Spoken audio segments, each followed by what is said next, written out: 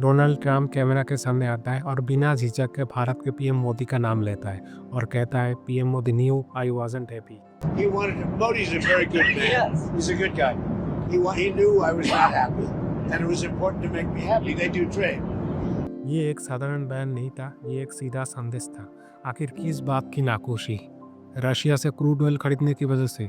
Trump का कहना है भारत रूस से सस्ता तेल खरीदकर अमेरिका और पश्चिमी देशों के सैंक्शंस को कमजोर कर रहा है और इसी वजह से ट्रंप ने भारत पर सैंक्शंस और टैरिफ बढ़ाने की बात करी। लेकिन कहानी यही खत्म नहीं होती। भारत की तरफ से साफ जवाब आता है। भारत अपनी एनर्जी और अपने लोगों के हितों में फैसला लेता है और कोई भी देश ये तय नहीं कर सकता कि भारत किससे तेल खरीदे और किससे नहीं खरीदे। और यहीं पर तीसरा नाम खुलकर सामने आता है व्लादिमीर पुतिन। रूस आज भारत का सबसे बड़ा क्रूड ऑयल सप्लायर बन चुका है।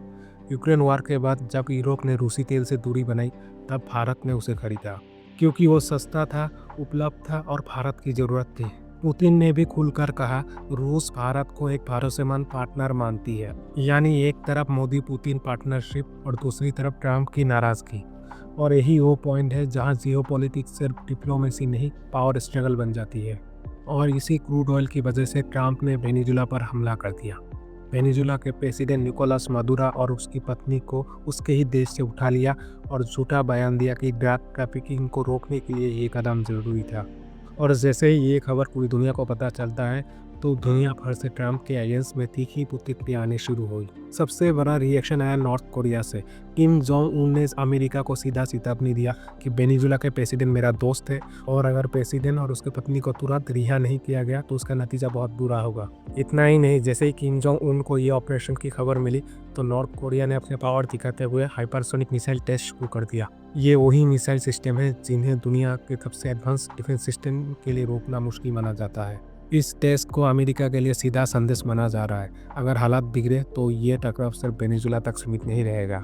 चीन ने कहा अमेरिका ने इंटरनेशनल लॉ का उल्लंघन किया है और किसी भी देश के राष्ट्रपति को उठाना दुनिया के लिए खतरनाक एग्जाम्पल माना जा रहा है। रूस ने इस कार्रवाई को आज़ाद देश की संप्रभुता पर हमला बताया और कहा कि ऐसे कदम ग्लोबल वॉर की तरफ ले जा सकते हैं। ईरान ने साफ कहा ये यूएन चार्टर के खिलाफ है और अमेरिका खुलेआम अपने ताकत का गलत इस्तेमाल कर रहा है। क्यूबा ने इसे लैटिन अमेरिका में अमेरिका की पुरानी दादागिरी याद बताया। ब्राज़ील ने कहा यह हमला पूरे रीजन की शांति को खतरे में डालता है और राजनीतिक दखल का सबसे बुरा रूप है।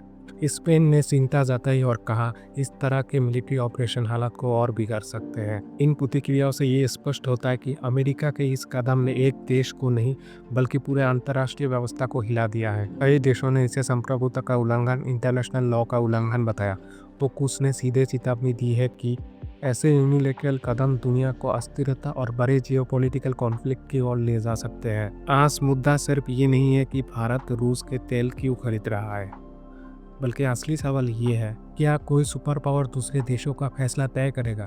क्या अब एनर्जी युद्ध का नया हथियार बन चुकी है? मोदी अपने फैसला पर कायम है, पुतिन अपने तेल पर, ट्रंप अपनी नाराजगी पर और नॉर्थ कोरिया मिसाइल से जवाब दे रहा है। दुनिया आज उस मोड़ पर खड़ी है जहां एक गलत दबाव बड़ा टकराव में बदल सकता है और इतिहास गवाह है जब तेल, पावर और ईगो एक साथ टकराते हैं तो नुकसान पूरी दुनिया का होता है।